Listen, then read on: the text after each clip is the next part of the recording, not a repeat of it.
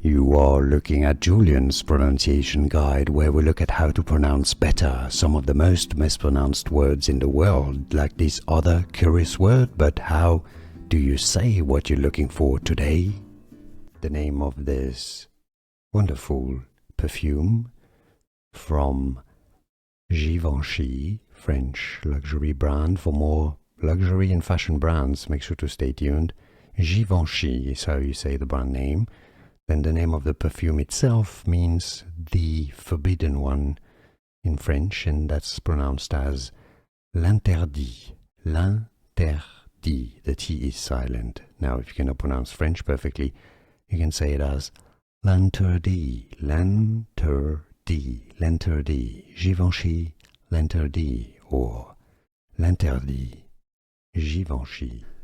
Here are more videos on how to pronounce more confusing words and names too many mispronounced. Like this video if you found it useful. I appreciate your support. I'll see you soon, and thanks for watching.